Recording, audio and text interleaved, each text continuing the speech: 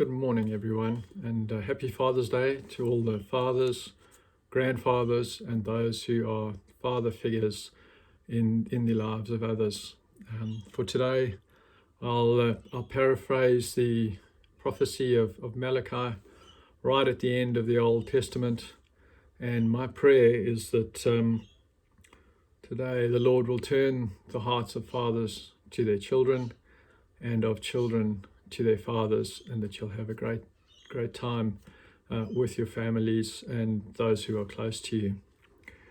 So Jeremy asked me to speak a bit about peacemaking in the context of family, and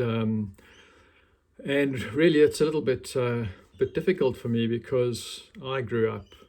in a family with no conflict, so it's a bit difficult to talk about peacemaking. I was the youngest of 6 children. It was a fairly loud and rowdy household,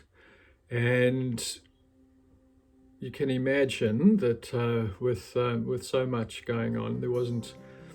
much time or space to discuss issues that arised. So the general approach was that we'd really be expected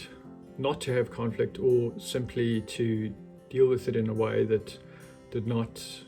impact others. And really looking back in the context of what we've been listening to over the last few weeks, I'd say the approach that was really taught was peace faking, was to pretend that there were no issues. If there were issues, to sweep them under the carpet, maybe have to face each other and apologize or shake hands, but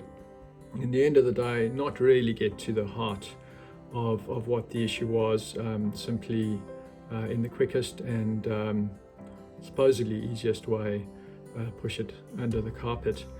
And really, I then went to boarding school at a time when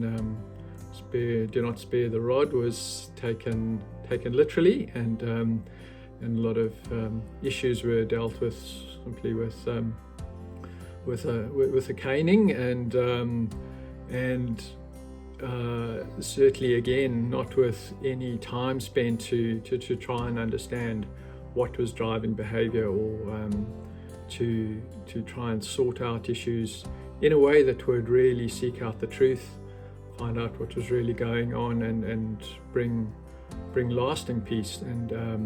lasting resolution. So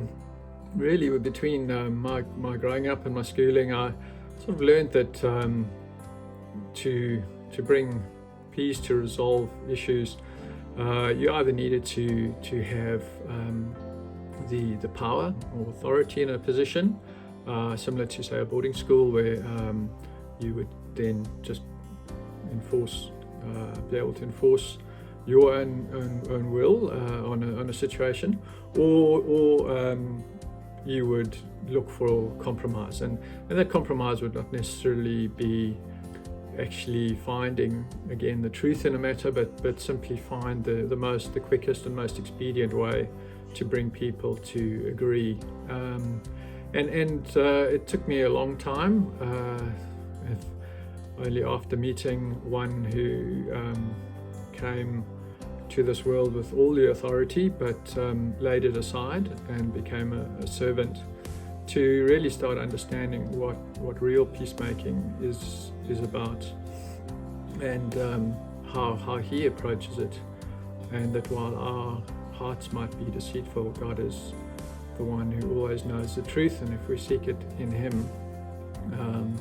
then we can find real peace both with Him and with those around us. So certainly, fortunately, I am married to someone who is determined to find real peace in situations, and has the patience and the tenacity to really look behind what is the obvious situation, and really try and find out what is happening, and I've learned a lot from her. And we try now in our family. I certainly don't always get it right, but we try to take a situation and learn from it, and help our children to learn from it, to find peace, to find an answer that is perhaps, but not always, a compromise, but one that really brings out the truth of the matter of what is happening in their hearts, what is happening in our hearts, what is God saying.